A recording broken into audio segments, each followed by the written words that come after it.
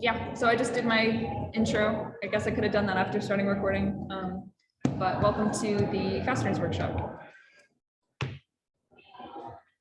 All right, so I'm going to go over a lot of stuff today. I'm going to go over a lot of information, and I'm also going to do a demo, so you're going to get to see some stuff in action.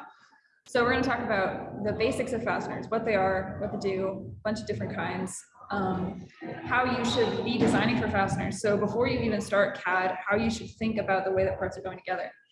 And then once you get into CAD, and we are focusing specifically on SolidWorks today, I don't know if anyone is trying to apply this to Fusion 360 or other softwares.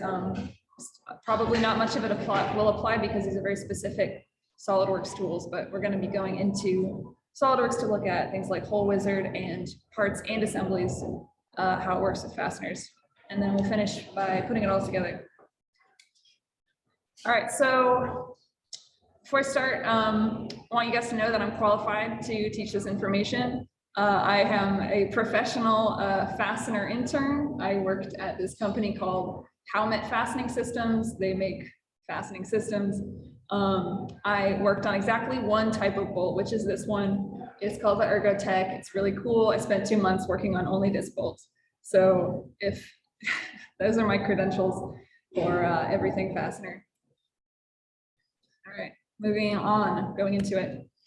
All right, straight off the bat, introduction to fasteners. Probably have heard of fasteners. They fasten things together. The key is that a lot of fasteners are intended to fasten things together tightly with what's called a preload. It's not the case for all fasteners. But basically you take 2 pieces of material and you want to clamp them with this piece of hardware. So the key items we're going to talk about today, bolts shown there, and screw. A lot of people use these terms interchangeably. So you can say screw to talk about a bolt. Can't really say bolt to talk about a screw. But that's the 2 things. So a bolt generally isn't tapered and a screw is tapered. Really, people just say screw for everything. That goes on the end of a bolt. And that's a picture of an insert. I'm going to talk a lot more about those. These are kind of the main types of fasteners that we're really going to talk about and that you're going to ever need. So within bolts, there's some terminology that's really helpful to know. This image demonstrates a lot of it. So it shows that bolt has different diameters because it has those threads that create different sizes. And then it has a pitch, which is basically how far apart the threads are from each other. And this can also be expressed as number of threads per inch. So the main 2, which are really good to know, are actually very different from each other. If you're talking about an imperial bolt, which is a bolt that has units in inches, the name of that bolt is going to be the major diameter and followed by the number of threads per inch. So it's going to be probably an integer number if it's smaller than a 1/4 inch. If it's larger than a 1/4 inch, then it's just going to be whatever that actual number is. So some examples is like 440 is a number 4, which has its own value that's associated with it, with 40 threads per inch, 672, 832, 1/420, etc. However, in metric, they use a different system, which is you say the major diameter in millimeters, and then you follow it with the pitch in millimeters. So the pitch and threads per inch actually have an inverse relationship. So you might say like an M12 is a metric bolt with a 12 millimeter diameter, and then its pitch is 1.75. A lot of times you don't actually say the pitch because metric system is like, there's only really one pitch that goes with an M12 screw, so people just don't say it. So you just abbreviate it to M3, M6, M12, etc. However, there's a key difference where within both imperial and metric, there are coarse and there are fine threads, and sometimes there's even ultra fine threads. Coarse threads are standard, but the fine thread is if you want to use, like, you want a higher force, but you can only use a smaller bolt, so it's like a little bit better strength for the size that it is. So for imperial, that means the number after is going to go up, right? So 1032 is or 1024 is the coarse bolt, 1032 is the fine bolt. And then in metric, the number goes down because they have an inverse relationship. So M3 times 0.5 is coarse, MF3 indicates that it's fine, times 0.35. So that's good stuff to know. It's very confusing when you first start working with them. You're like, why is one of the numbers 8 and one of the numbers 1/4? It just doesn't make sense. All right. So based on that, here's charts of all of the everything for all the different sizes of bolts. So the thing with these is that you almost never use them. It's good to see that, like, you can see these are the integer numbers. They go from 1 to 12 until it gets to 1/4. Then after that, it's all just sizes. But like a lot of this information you don't really need, but I've included it here in case you want a good source. These are both coarse threads. These are fine threads.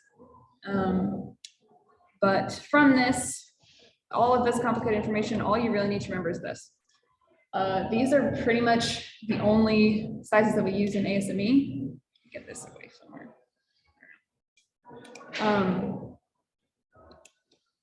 These are the only sizes that we use in ASME. You know, within reason, like these are the most common ones that we already have in the lab. So if you're designing anything with these and like you mess something up, you get the wrong size, there's a really good chance we'll have another bolt that will function. So honestly, if you only design with these sizes, then you're probably fine. M3, I say, because a lot of the motors and other parts that we buy are metric and they use M3. So you might have to design stuff for M3.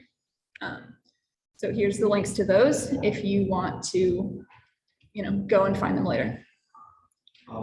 Where's the 632 in this one? So 632 is a coarse thread. 632, 832, 1/4-20 are all coarse threads. 1032 is the only one that's a fine thread. What's shown here is all fine threads. So 1032 is the only one you can see on this chart. But if I go back to previous slide, so here's the 632, here's the 832, and there's the 1/4-20. Yeah.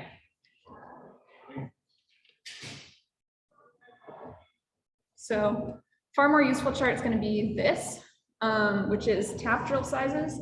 We have this hanging up in the lab, and it's really useful because this will tell you if you're physically drilling a hole that you want to put a bolt in, what size drill you should use if you're going to tap that hole. So the size is actually going to be smaller than the outer diameter. And once again, from this, all you have to really know is this. Those are the same sizes I mentioned before. All the drill bits either have this number printed on them, or you can measure them with some calipers and you can look at what the actual size is. And that's how you know what's the right bolt to use, or what's the right drill bit to use. To make a clearance hole, you would just try and find one that's the size of the outer diameter of the bolts or a little bit more. Sometimes you'd size these up or down if you want like a tighter fit versus a looser fit. So here's the link to those charts. Okay, so let's talk about some different styles of nuts and bolts. So these are some charts of a bunch of different styles of different ways you can manufacture these and shape them. And they're useful for different applications. Primarily, we're interested in this and we're interested in this. So I'll go through these in a little bit more detail. But basically, unless you have a very specific application, you don't really have to use anything other than this. The square one's highlighted in yellow because there's a specific thing I want to talk about later with the square one. So, another confusing thing is that this one's called a socket cap, but a lot of places like in Solidworks, both socket and button will be referred to as a socket cap, or like a socket head. It's because the hex drive on the inside is called a socket drive. Okay, so these are the same ones I highlighted from the previous slide. I'm going to go through them a little bit just to give some more background. So, all right, starting with hex nut, really standard, super cheap. You got a hex wrench, socket wrench, you tighten it. If you want a tighter joint that's not going to loosen itself, nylon insert nut is a really good option. It has a plastic insert so that it'll really hold itself in there. The flange basically acts like a washer, so it spreads the force out. And then the square is useful for a specific 3D printed thing that I'm going to talk about later, as I mentioned. And then on the bolt side, button cap is really common, probably the most common one we use. It's just nice and easy to work with. If you're, one of the main advantages is that if you're handling the part afterwards, it's not gonna like hurt your hand because it's just this curved surface. Whereas if you're using socket cap, sometimes it like can bump into you and hurt you. Socket caps are nice. They've got the cylindrical cap. They have a smaller diameter than the button, so sometimes it's useful if you really don't have a lot of space. And then the flathead or countersunk head has this tapered shape. So basically you drill a hole with that same tapered shape and then it lies completely flush, completely flat. This had a Phillips head on it, but I covered it up because no Phillips head, don't use Phillips head. We use the hex drive, which is just a hexagonal hole. We have every size pretty much of Allen key, which is what you'd use to tighten that. Doesn't make sense to put Phillips head unless you're working with wood screws generally. Yeah, and then the hex bolt here, you have to tighten with a wrench, like the hex nut. They're kind of difficult to work with, so I don't really like them, but we have a lot of them. All right, here's some other stuff. Shoulder bolt. It's good to make a hinge because you can tighten the nut, you can only tighten it until it hits this part. So it has no preload, it has no clamping force, assuming you've sized it correctly. Standoffs are like nuts, but they attach with pieces with some distance between them. This is used a lot in electronics assembly.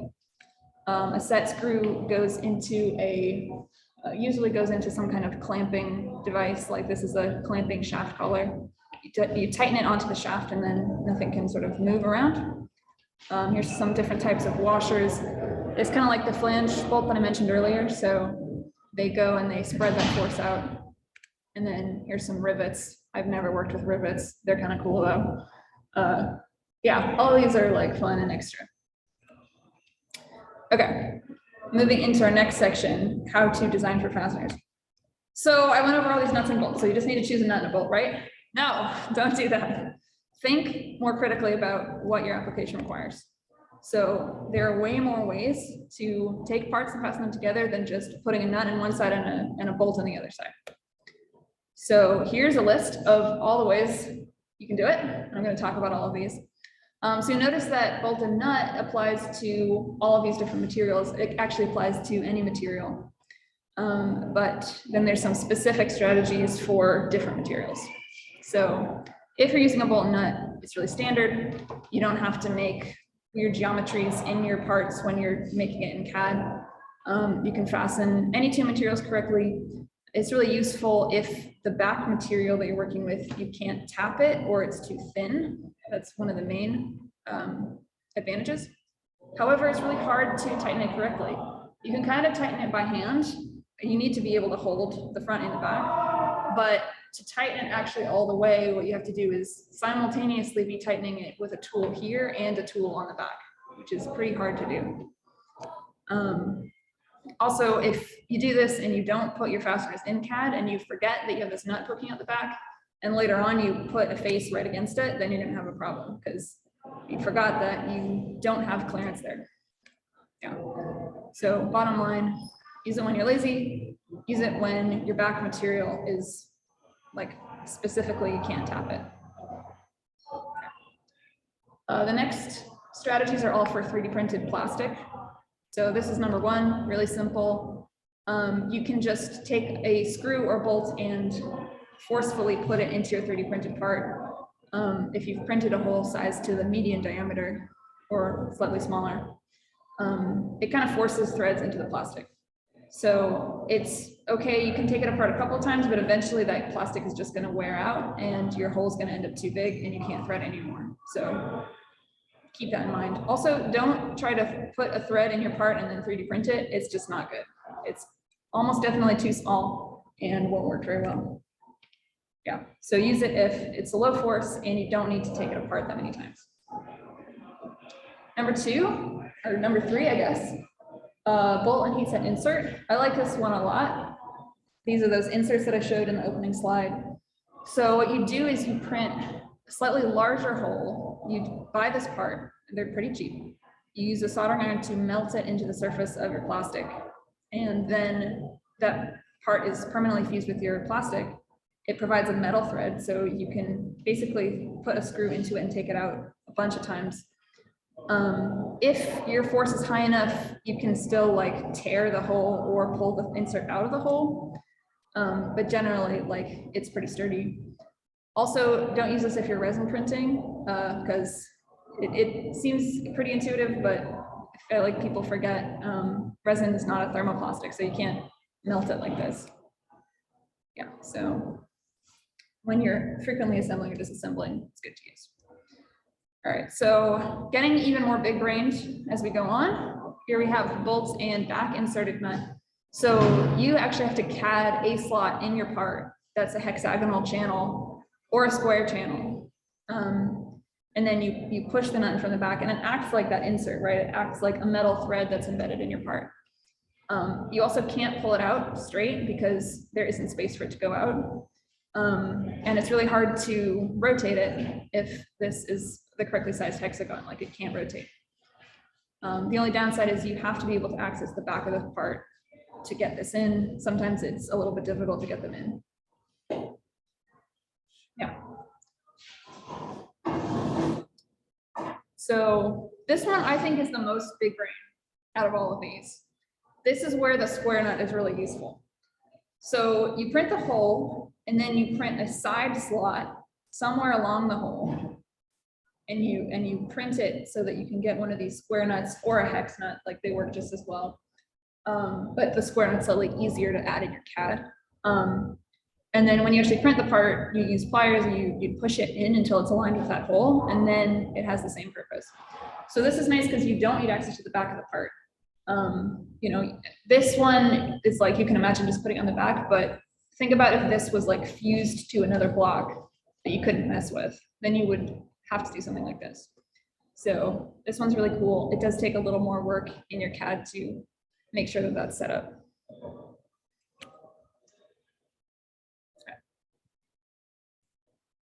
So, all right, so this is one for metal, bolt and tapped hole. This is really commonly used. Use this in combat robotics a lot.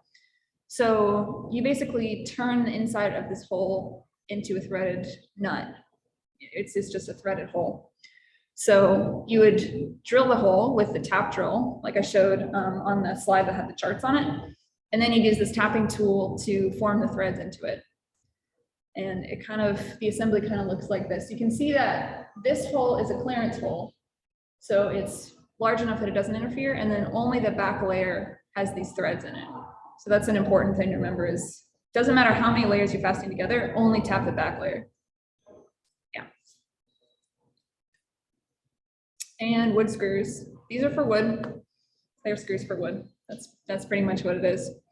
I know theoretically it works better if you do this whole process, but most people, or most experience I have with wood screws is you just screw straight through all the wood at the same time. That's fine too.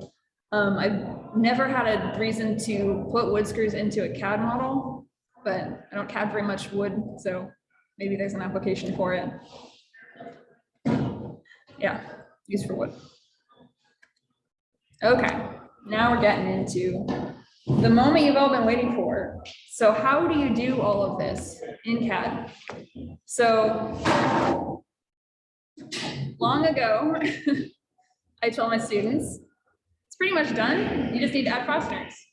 Or maybe I said this, adding fasteners in your CAD isn't worth it, just slows down Solidworks. It does slow down Solidworks, it is worth it. So this is because I was a fool and I did not understand that fasteners are actually really critical. Almost anything that you make, you should add fasteners. You need to make sure you have the right ones, that they fit in the holes.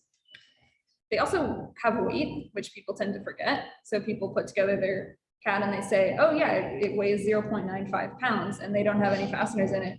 And if they have a 1 pound limit, then you've got a problem because it's hard to anticipate how much they're going to weigh. And it's also not super easy. So don't think that your thing is completely done if you haven't put in holes and fasteners yet. So yeah. All right. Here's my rules of thumb. So if you've got a couple of identical holes attaching things together, they don't need to all have a complete assembly. By complete fastener assembly, I mean holes in the correct position, whatever bolt you're using, and then whatever nut or insert or back point attachment you're using. Where did they go? Nope, they're gone. Sorry, I had to admit somebody, but then they left. So once you put one in, you should be able to look at all the other holes you have that are identical and easily say, yes, this exact same set of fasteners will fit in all the holes.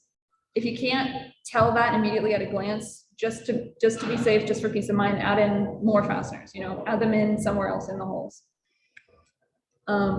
And of course, if you do want to know the weight or where the center mass is, you should add in all the fasteners. Yeah, that's pretty much the best method you have to accurately know something like the center mass. Rule 2, I always do this. Keep a purchase list or some kind of document open while you CAD, because you're gonna, in the spur of the moment, you know, say you need this bolt, you're gonna find it, you're gonna download it, and then you're gonna forget which one it was. It's in your CAD, so you can always look that number up again, but wouldn't it be easier if you just wrote it down as soon as you put it in your CAD, and then you have that list already built up as you go. Copy with mates. I'm gonna demonstrate this. It's a SolidWorks trick. It's really good to quickly duplicate fasteners and fastener assemblies to multiple holes.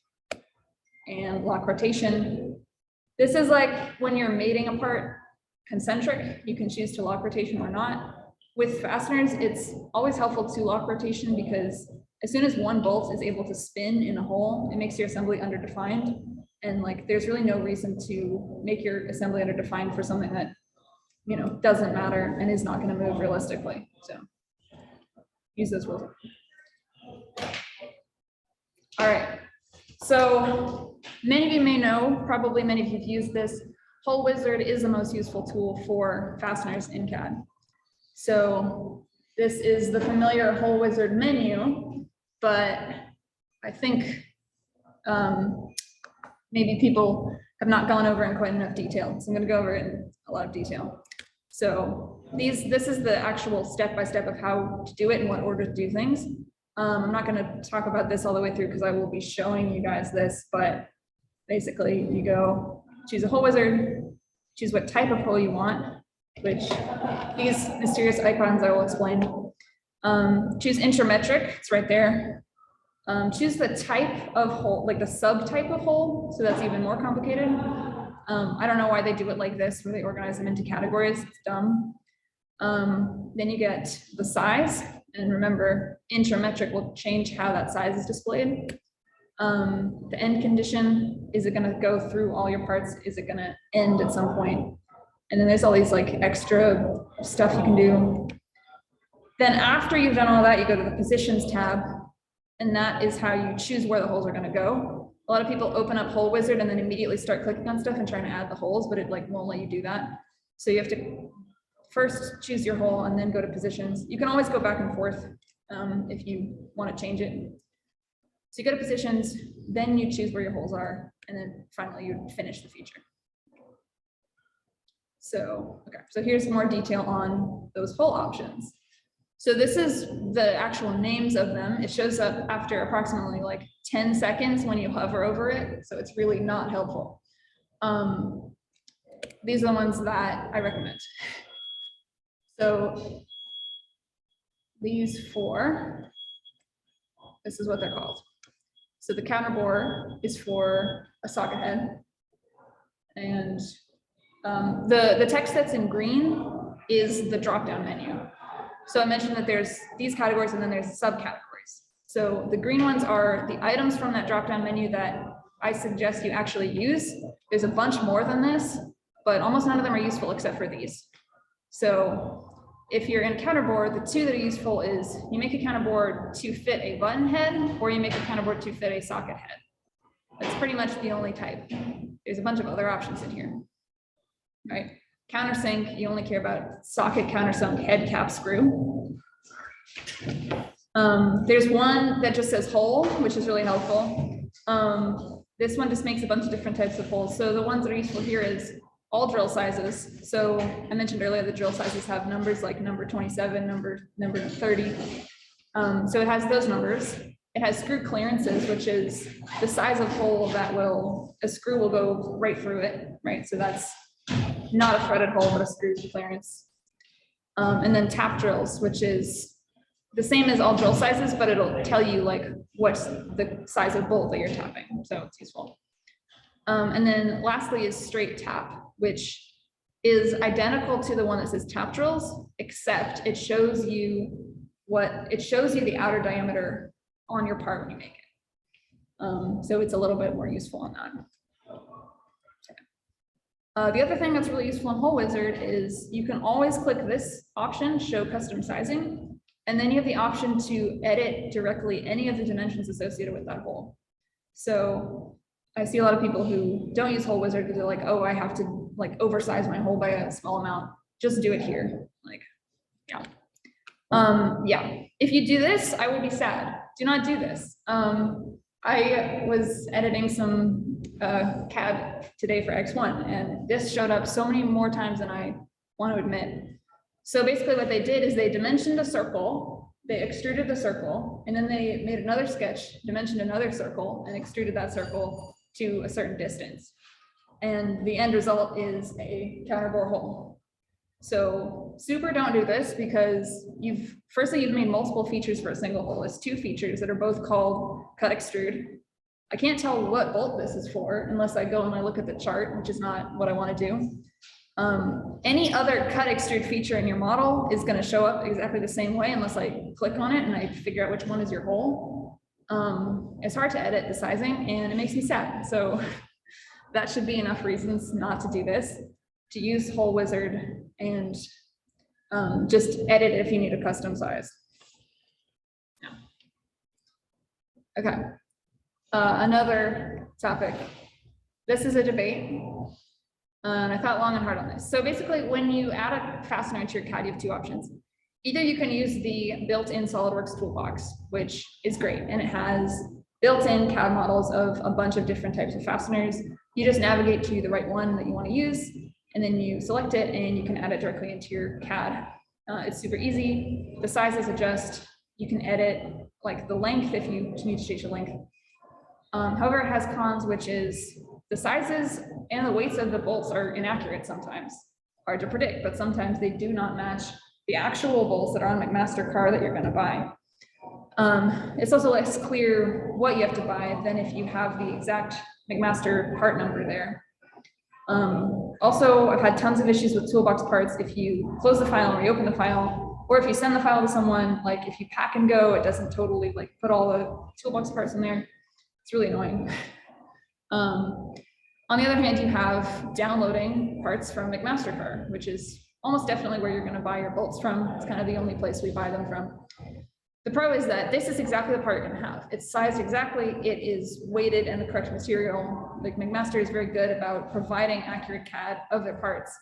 And it has the part number so you can know what to buy later. But it's a huge hassle to do this because you have to go to McMaster, you have to download the part, you have to put it in the correct folder that's got all your other stuff in it. Then you have to add it in, you have to manually mate it where it needs to go. And then if you realize later on that you put in the wrong size of bolt, you have to repeat the process all over again. You have to go and find a new one. So it's really annoying. And unfortunately, after many hours of research on this, only do this.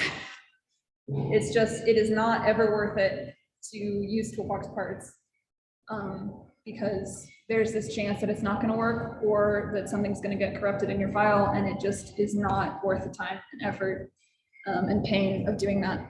So I would really recommend this in all situations, unless you're like very lazy or you're only doing a draft CAD or something like that. How do we download it? So if you go on McMastercar.com, you can find the part that you want. And then if you go to the page called product details, or if you click on product details, there's like a CAD model, there's a download button for a CAD model. I can actually show that here. You know what? Let's just do a quick detour. Yeah, so here's McMaster car. I was gonna include this in the presentation, but I didn't think I had enough to talk about. So honestly, they have amazing selection of stuff. Some things are like much more expensive if you buy them here than trying to find them on Amazon. But bolts and nuts and fasteners, I would pretty exclusively say here. So here's a quick demonstration. I'm just gonna go through. Yeah. Right, so socket head screws. Their search engine was also really good. Ooh. Computer's not happy with me today. I'm gonna do so much SolidWorks and Zoom at the same time. It's gonna be ridiculous. The search engine, like you can search by all these different parameters in whatever order you want. So, you know, I've narrowed it down by head type, but I can still choose length and thread size. So let's just choose an arbitrary one, 1/4" 440 screw. Okay, so here it's giving me a couple of specific products when I get this far in. By the way, my cousin actually worked on software coding this search engine, so I think it's pretty cool. Yeah, he stopped working there right before I started going to school here, so I couldn't get the discounts anymore. But yeah, so say I am interested in this exact part right here. So here's the part number. If I click on this, it'll show me this little window. So I can click on product detail and I'll see things like a drawing. Here's the download button is already here. But if I go here, right, here's what it looks like. And I can choose which one I want to download. You can download a SolidWorks file, a step file. You can get it, the SolidWorks drawing. Step files you can open in Fusion 360, so that's useful. You can get the drawing as a PDF. Drawing's right here. Basically, they make it super easy. But you do have to download it and then move it from your downloads folder into whatever folder you're making your CAD in. At least you should. So that way everything's in one place. So it can be a hassle. All right. Yeah, for sure. Okay, so only do this. And now it's time to demo some of these principles. So I assume probably some people are on the slides. That's why I put the note. I'm going to put the video recording link there too, because I'm going to talk about a lot of things that are not in the slides that I think are probably some of the most critical parts. So I'm going to go through a bunch of stuff. I wrote a list of what I have to do. We're going to do Hole Wizard. We're going to talk about toolbox parts. We're going to mate and copy a bunch of fasteners around, and then we're going to do holes and fasteners in assemblies, which is the most enigmatic topic. So yeah, so there's actually 3 different situations where you could be working with fasteners and assemblies, and I'm going to show you all of them. And my computer might just completely crash, but we are here for it. All right. I have so conveniently pre-prepared some files. All right, so we are gonna experiment first with this part. It's just a plate, and we're gonna experiment adding some holes to it. So first thing I'm gonna show is I can go up here, I can go directly to Hole Wizard. How is the size of this on the screen for you guys? Can you read anything on the screen? Yeah, okay, because I also have this guy ready. If we need a little help later on, just let me know and I can magnify things. Nauseating. It is kind of, yeah, it's terrible. Oh my God. And my mouse is like lagging out, so it's even more difficult. Okay. So the first thing I'm going to go do is just show you Hole Wizard. So you click on Hole Wizard. We're going to go here. So here's all of those different options that I showed, and here's all of this. So I'm going to select, say if I want to add, you know, some countersink bolts. So I'm going to select countersink, and then inch is here. So the default is one of these drop downs is flathead screw 100. I don't really know what that means. I just know that what we actually want is the socket flathead screw, because that's that hex drive that I was talking about. So select that.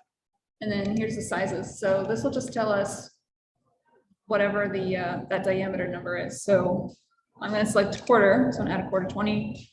I can do close fit, normal fit, loose fit, doesn't really matter. And condition through all. It's all good. Say that I want to oversize it or undersize it. I have options to change all the parameters of the countersink. So this is like the number of degrees that it is. So if I had some weird specialty bolt, I could change that. Question? For this, if we want to adjust with some, the arrow, do we adjust it here? What do you mean by the arrow? If we consider the arrow. Oh, the arrow, like tolerancing? Yeah, yes, tolerance. Yeah, I would probably do that here. It's nice that you can give it a loose fit. A loose fit is like a pretty good tolerance for most things. But say you want it to actually be a loose fit and you have to tolerance it, then you might have to increase it. Yeah, okay, so then here's the positions tab. So what I'm going to show you is that you shouldn't do this. Because what I have now is I have the positions tab, and I can click on this, and I can start putting holes wherever I want. And it's fine, because, you know, say I want to do like a line of holes, I can just put them anywhere and then hit escape. And now I don't have a hole anymore, and I can use all the other sketch tools that I love to dimension them and, you know, set a distance and all that stuff. However, I don't generally recommend doing this just because I find it really frustrating, and there's some things that just don't work about this, like sketching within. So like, say I want to use a center rectangle to position 4 holes in the corners, which is a really common thing that you want to do. So every time I do this, it puts a hole in the middle, and you can't like get rid of this hole in the middle. It just has this weird, like, I can delete this, but it deleted the point that was the point of the center of my rectangle. So now like it would make my center rectangle underdefined. There's just a couple of weird bugs in this screen that makes me not recommend it. So here's what I recommend doing instead. So we're not gonna make this hole. And why is that still there? I think it's just a glitch. That's not part of it. Here we go. Yeah, it's not part of a feature anymore. So what I recommend is actually doing something like this. So here's a sketch that I made before. So I just made this like a normal sketch. You know, so I created a series of points, and I dimensioned those points however I want them. And then these are the points where I want my hole. So the advantage of doing it this way is now I can go into Hole Wizard and I can make my hole and just snap it to that point. And then I can also make a bunch of different sizes and different types of holes that are all referencing the same sketch. Whereas if I made the sketch inside of Hole Wizard, I could only do that one type of bolt at that time. So let me show it again. And it helps to have the sketch visible when you start making your whole feature.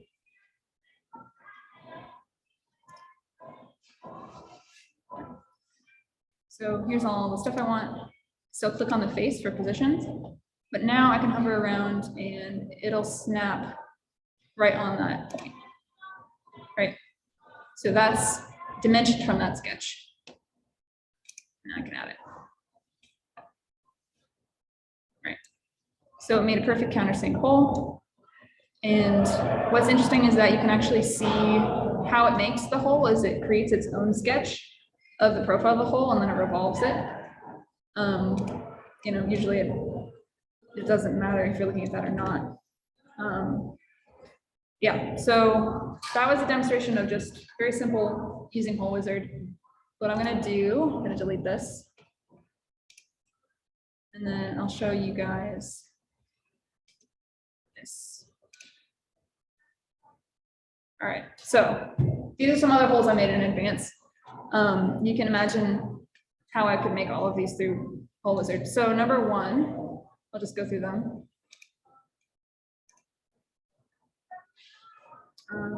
Actually, I think I should not have deleted that one.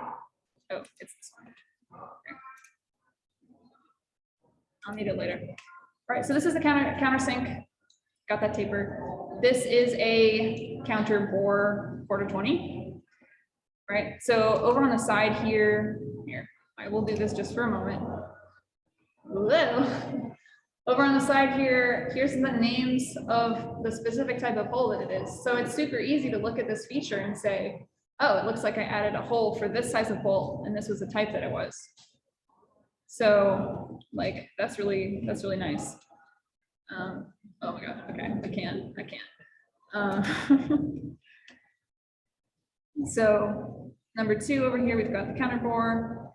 This is a counter bore where I randomly changed a bunch of the dimensions. So it's like a weird version, like say I had some really weird bolts I wanted to use.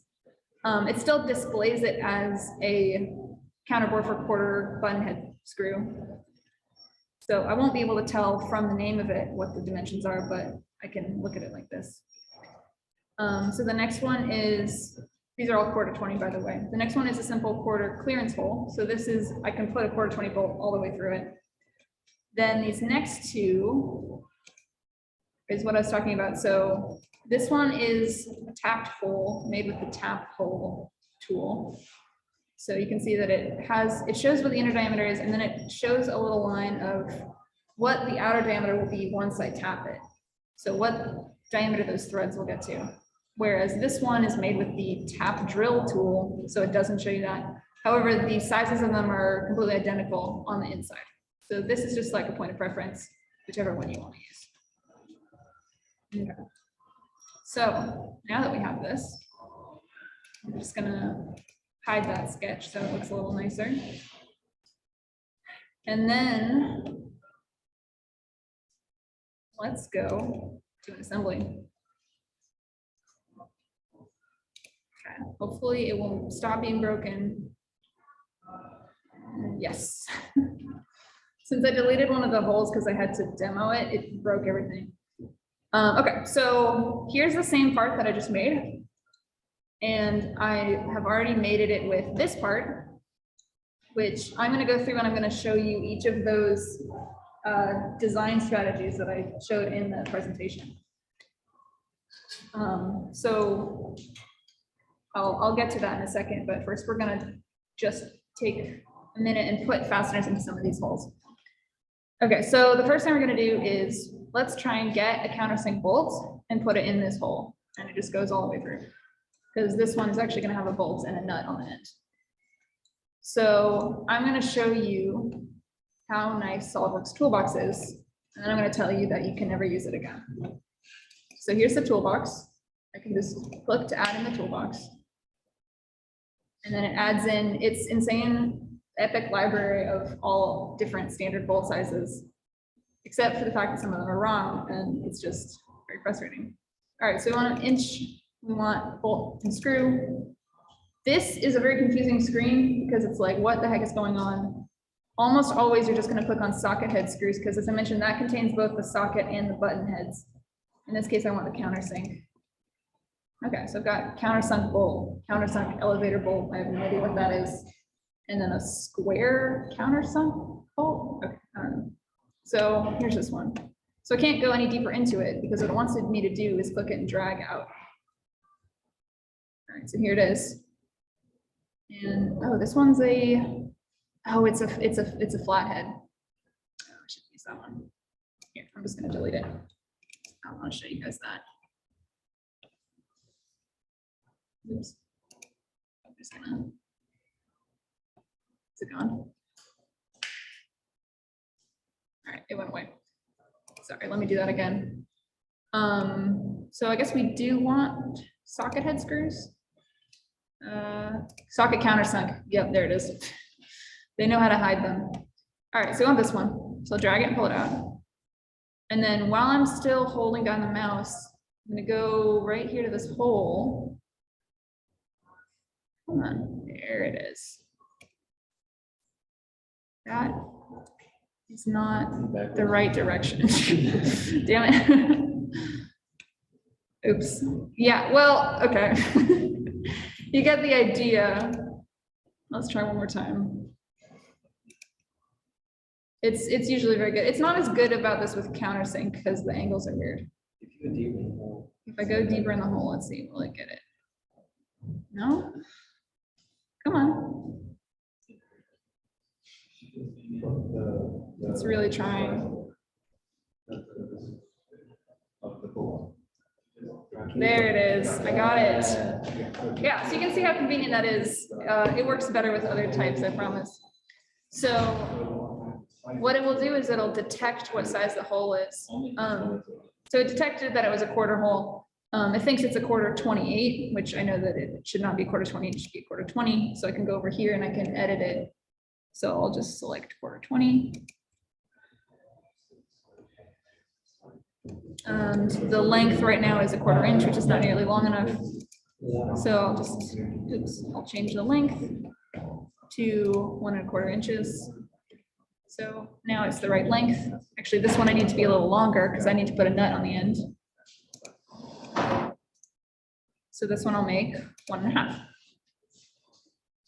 All right, looks great. So yeah, so it's very editable. It goes in. If I realize later I want to change it, I can click on it and edit it. It's lovely. But even given all that, don't use it. Oh, and the other thing is once I put in one, it lets me put in as many more as I want. So I'm holding the same type of bolt now and I could like, you know, put it into this hole, which it doesn't want to go into. But yeah, you get the idea.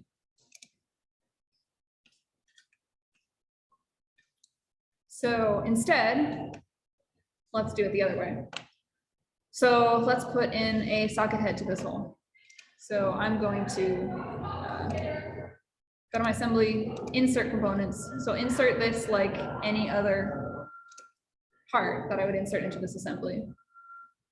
I thankfully went and I downloaded all the ones I would need, but you see how this could, you know, take some time. Which one is it? Oh boy. I think it's this one. Steel socket head. All right, so here it is. So this one won't snap to anything because it doesn't know what it is. It doesn't know where, like, that it's a fastener, essentially. It's just a CAD model. What I have to do is mate it into the hole manually. So it only, thankfully, I only need 2 mates to fully define this, but you can see how it is still a much more annoying process than the toolbox part. So here it goes. That's going to go coincident. Don't be stuck. Let me, yeah. And then this to this is going to be concentric. And then I am going to, yeah, I'm gonna select that. I'll show you something in a second. So there it is, it's fully defined, except, oh, it can rotate in the hole. So I could have selected that in the mating screen, but what I can actually do is just click on all the mates and just click lock rotation, or go into the specific mate and lock rotation. So now it can't move, and it shows me that no, it's underdefined because I didn't lock the rotation of this one, but whatever. Yeah, so there's that one. And looks good. Yeah. Oh, so the first, the one on the left was not locked. Is there a way to lock it? Yeah, so I guess this one, because it's a toolbox part, it doesn't count as a mate. So how do you lock the rotation of this one? It's in there somewhere. Here, you can go in the mates here. This is a coincident mate. You know, I'm not sure, actually. Normally you can look at all the mates in your model. Maybe it's this one. No, that's a bunch of other stuff. Why do we need to lock it? It's just like a good practice, because if you have this unnecessary rotation in there, it's making your assembly underdefined. And if you are doing anything more complicated to your CAD, like a motion study or FEA, maybe that motion in there is going to mess you up. If it's not something that's actually supposed to move. On the whole, it's not that important. Yeah, but yeah, it is weird that I can't seem to find the command to lock the rotation on this one. Just another reason why you should use Toolbox Parts. Maybe SolidWorks will improve them one day. Okay, so the next one, so let's say that I want to put this exact same bolts in this hole. It's a wonky size, but just like pretend that I want both of them to be the same. So I could do that process again, where I insert the bolts and I made it and everything. It's actually a much faster way to do it. So I'm gonna click on this, and I'm gonna go down through this menu to copy with mates. This is one of my favorite tools. So the first thing it does is it selects the whole bolt and it says, is this what you want to copy with mates? And I'm like, yes. And if there was something else in the back, like a nut, I could click that nut as well. And then I'm like, where's the rest of the options? It's because there's this tiny little arrow right here to go to the next screen that's very counterintuitive. So I click on next, and then what it does is it shows me one by one all of the mates that this part has applied to it and asks me, do I want to repeat that mate or do I want to select a new reference for it? So the first thing it says, here's this coincident mate that you made between the back face of this and this. Do you want to repeat that? And I'm like, no, I want it to be mated to this face. So I click on that face. And then it says, here's this concentric mate. Do you want to repeat that concentric mate? I say, no, I want to make it concentric to this. And then it puts it there and it says, you fully defined all the mates that you set. And hit OK. And then it'll make another one and it'll say, do you want to add another one? So whenever you're done, you can just X out of the screen. So you can add as many in as you wanted through that. All right, so now it's in, and I think this one's also fully defined because it copied over the mate from that one that had the rotation point. Okay.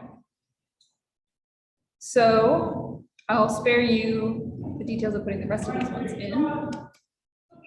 Show you these. So I put in one regular button head, another identical button head, and a wood screw with Phillips head. Because now I'm going to show you what's on the back. Okay, so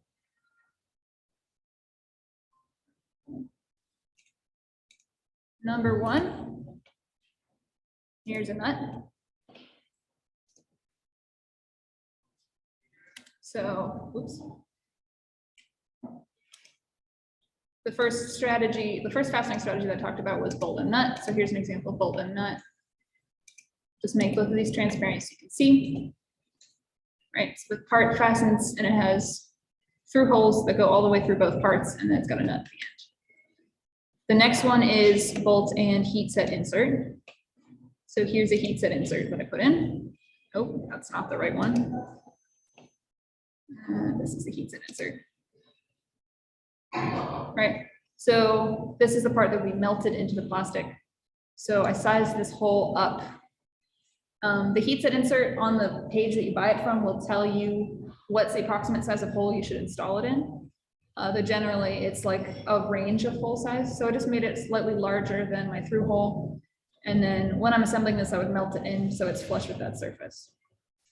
The next one is bolt and back inserted nut. So I made a sketch of a hexagon and I extruded it to approximately the right depth. And then I just put it in like that. Here's side inserted nut. So I used a hex nut instead of a square nut, as I mentioned. So there it is. You can see how it could slide in from the top. And it's unable to rotate in this hole. And then the last two are, this one is bolt and threaded hole.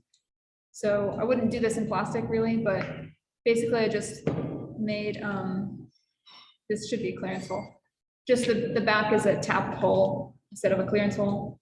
And then this one is a wood screw. So I didn't actually cat any hole in this one, but yeah. So there you have all your strategies. And any of the parts, these nuts, these inserts, also, instead of using Toolbox, I got them from McMaster and I put them in.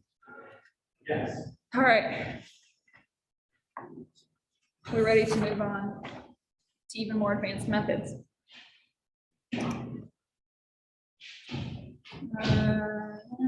Here. So what you notice about that past example was that I put both of those plates together and they already had all the holes in exactly the right position for those fasteners to go in, which means I had to individually dimension those holes beforehand to match up with each other. And that is actually something you almost never want to do because it's a lot of work for you to dimension exactly the same holes twice. And if you ever decide to change the spacing of those holes, you're gonna have to do it twice. And if you do it on one part, not the other one, it's gonna break everything immediately. So a much more likely scenario is either one of your parts already has holes in it and you're fastening it to another part that doesn't have holes in it, like this, or you might have two parts and neither of them have holes in them. So I'm going to show you both of that. So we have this, and it's just the same part as the last one, but let's say I just want to put like a 1/4-20 socket head in all of these. What I want to do is I want to create a hole in the top surface that corresponds to each of these holes. So a fun trick that I learned this morning. The first thing I'm going to do, they're mated coincident to each other. Just want to delete, suppress that. So I can move this up.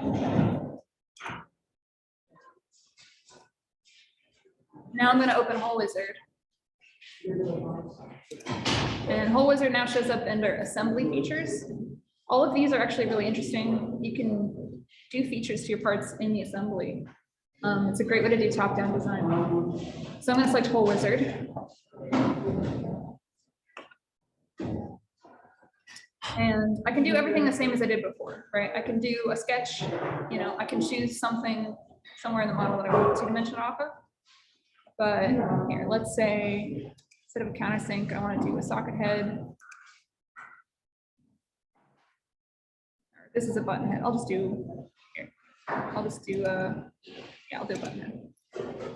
And size 1/4-20, fit, let's just do a normal fit. When I go into positions, I'm going to click on this face, but then I'm immediately going to rotate off of this face. And I'm going to start hovering my mouse over each one of these holes. Did I do something wrong? There it is. Okay, so you hit the sweet spot, you hover over it, this little tiny circle shows up. You go up and you see the coincident sign show up. You click on that circle and you just dimension this hole to be exactly like aligned with this other hole. It's being very finicky, it usually is.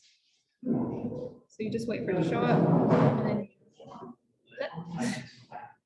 you click on it to make it coincident. This only decides the position, right? It's only the position. So you could actually do this with a hole that wasn't the same size. Yeah, so I'll spare you doing all of them. But that's a super useful tool. So I'll click on that.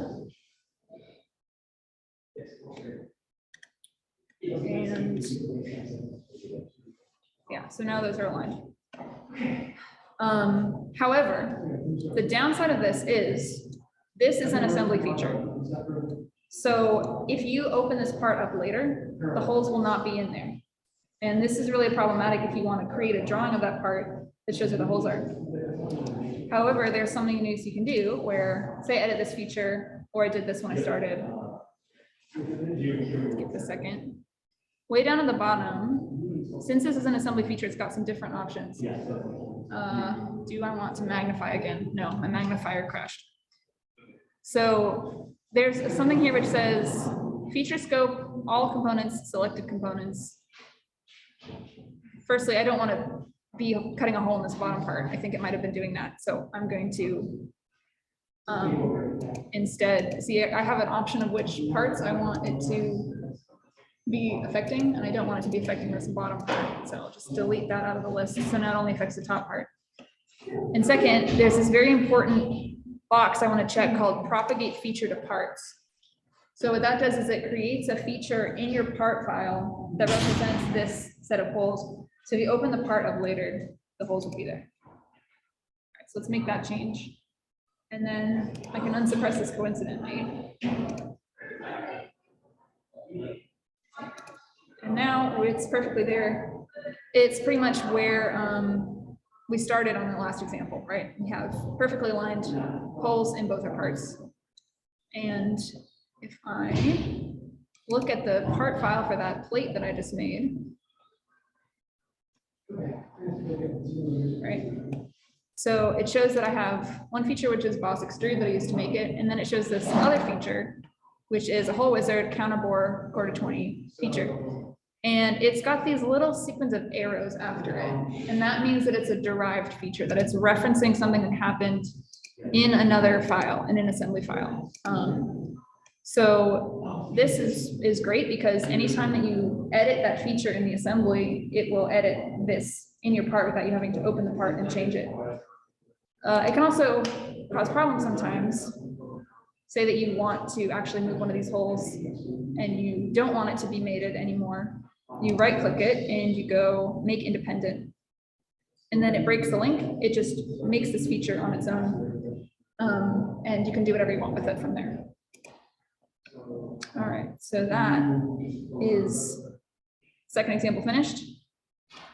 Let's go to our third example. So here we have a sandwich, and the sandwich does not have any holes in it. But I want to fasten these parts together. This is something you will very commonly want to do. So, and more than that, I want to fasten these parts together correctly, which means I want to fasten these parts together so that the bolt starts here. It has a through hole that goes through the first 2 layers, and then it has a tapped hole in the bottom layer, right? Because that's the correct way to fasten together that many layers. So what I'm going to do is, instead of using hole series, I'm going to use something called, or instead of using hole wizard, I'm going to use something called hole series. I wrecked the punchline of that one. Yeah, so let's do same thing that I did where I'm going to make my sketch first. And even though I'm in an assembly, I can make a sketch. And this sketch does not belong to any part. It's just part of the assembly.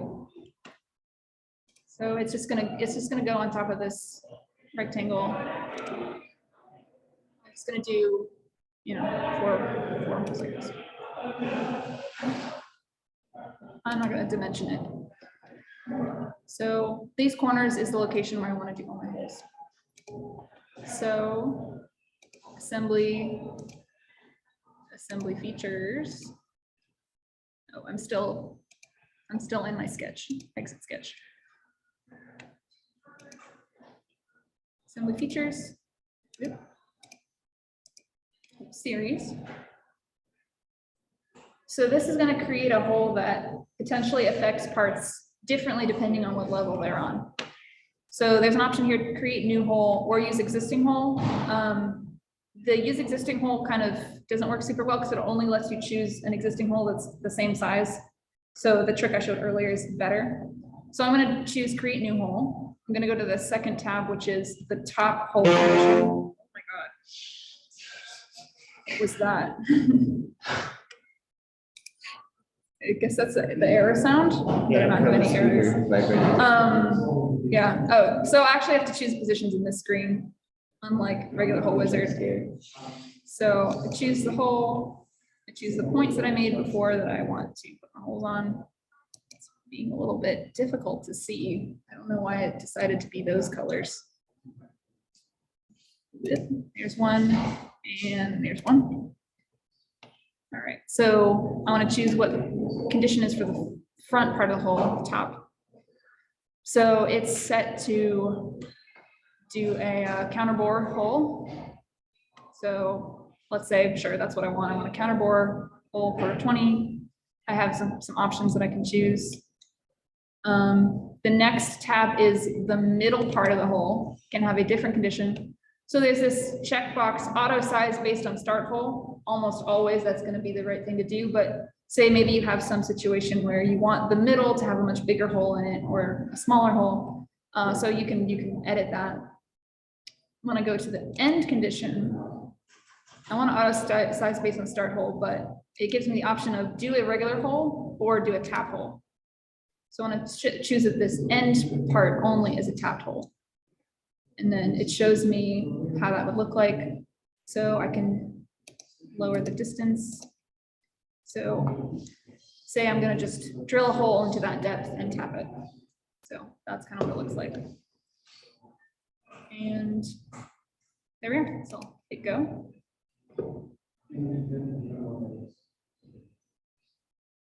It's gonna think about it for a second. And moment of truth, there we are. Yeah, so you can see how it created that socket on the top, and then it went straight through, and then the white part in the back has a tap hole, so a smaller diameter. And the whole series feature automatically propagates that to the part. So if I open the part itself, it'll automatically have all the different parts. And what's interesting about this one is actually all three of those parts that I showed are actually configurations of the same part. So each configuration actually shows that that feature's been applied to it in a different way. Right, so here's the middle one, looks like that. And then the front one has the counterbore in it. Yeah, so it's super useful. Yeah, and that is the end of the demo. My computer survived. Any questions about this stuff real fast before I go back to the presentation? Yeah, question. So if you make one of the holes that you had mentioned earlier, are all those holes going to be like dimensioned, or they're all going to be like? That's a good question. I think almost definitely it's going to make them independent, and then it's going to have no idea where the hole is because it's not defined to anything. So you could open it up again and define those positions. Yeah, because as soon as it's made independent, it loses all connection to the sketch that was used to create it. So it's probably going to have the holes in exactly the same position, but underdefined. Yeah. So the reason why you'd make it independent is if you're going to define them in a different position. All right. So let's go back. Pretty much done, and I'm a little over time. Sorry about that. But the very last thing I want to talk about is if you're when you're physically putting stuff together. So the actual methods of fastening together bolts, I pretty much already talked about, right? You have your socket heads and they have different Allen keys. So just things to keep in mind is this is the stuff that we have in the lab. So as I mentioned, we primarily have 632, 832, 1032, and 4-20. They're really just common sizes. So if you're only using like a little bit of a bolt, you could just look, see if we have it already, and then you can just use those. So you don't have to buy a new pack of them. If you're using a lot of something, you should buy a new pack of it. But so if those Imperial, we have like a decent selection of metric. We have nuts, heat set inserts in almost all those sizes. And the Allen keys that actually fit in all of those socket heads, which is really useful. Like you pretty much cannot tighten a socket head if you don't have the right Allen key. And then we have a selection of other screwdrivers, wrenches. We have a drill press that's not very good, and a hand drill if you need to actually drill holes, and tapping tools. Here's some reference. I took pictures of the shelf in the lab that has all this stuff. So this actually is a good photo to look at from time to time if you're not in the lab. You can kind of tell what we have. You can't tell how much is in this drawer though, so it's a mystery until you actually go and open the drawer. And then here's the metric ones that we have. Yeah. So yeah, that's all I have for Fasteners Workshop. Thanks everyone for coming. Exhaustive presentation by me. Yeah, any questions from anyone on Zoom or here? Anything? Comments? Does anyone want me to go back to anything? I have a question here. I have a question. I'm just part of the Slack channel. Like I just saw like the workshop that just came out. I want to know if it's part of like a bigger project or something. This is a workshop for ASME, the American Society of Mechanical Engineers. Okay. We're just like one of the clubs here. If you just wanted it and you want like a link to these slides, I can send that to you if you want. I just think like see if I can learn something. Yeah, hopefully you did. Oh, yeah, okay. Yeah, like I'm the X1 robotics lead, so I'm doing this primarily for the X1 teams, but I invited everyone from other projects because I think it's useful. Yeah. Anything else? I got one question. I've done Yeah. this before, but it's always kind of been annoying to do. Like finding the menus is, there's like sometimes like you can have bolts such that it slides along. a certain line. I forgot what the term is. Like a slot? Slot, yeah. Oh, okay, How does it yeah. go about, what carries over? What do you mean, what carries over? Like, do you use the same bolt wizard? Like, Yeah, actually. Let me go back here for a second. So I did not talk about this because I didn't want to spend too much time, get into too much detail. okay. But these lower ones actually say counterbore slot, countersink slot, and regular slot. So you can actually make a slot with hole wizard and dimension it, I assume, much the same way. Okay, sure. Yeah, so it's just the same as the holes, except it's making a slot. I think you would just define the position of like the beginning and the end. This is really useful actually, because a lot of times we do make slots. And it's better to make it with hole wizard than just make a sketch. Yeah. Because the only way I didn't realize this, the only way I've done slots before was pretty much like this, where I just like make a sketch of a slot and then extrude it. But yeah, maybe I'd have to experiment with it a little bit more, but probably this is going to be the better way because it's just more clear. So the slot doesn't have the thread. I don't think you could make that wouldn't work. This one? It wouldn't have threads. No threads. Yeah, I don't think you can make a Yeah. slot with a slot with threads. Just like a bolt. Yeah, it's just you put the bolt straight through and then you have to fasten it on the back somehow. Probably with a nut. Yeah. Yeah, but I haven't really worked with it, so maybe it's trash like some of other Solidworks tools. I just remember, like, faintly remember doing it before, and it's kind of hard to make it rotate. If you want to certain. It's just like a little. Yeah, I don't know. You do have to learn how to do it. You have to, it's a learning curve So- for sure. Yeah. All right. Yeah, if you want to put slots in, it's hard to get. Anything else? Actually, I missed the last part of the demo. Uh-huh. Sorry, I was distracted. Can you show me? I'm not gonna do the demo again, but there is a recording of this The meeting. last one. Okay. Yeah. I can watch the video. Yeah. Sorry, it's been kind of a long day. I don't want to go through and do things multiple times. But yeah. Okay. All right, I'll stop the recording and then the meeting can officially be over. So thank you guys.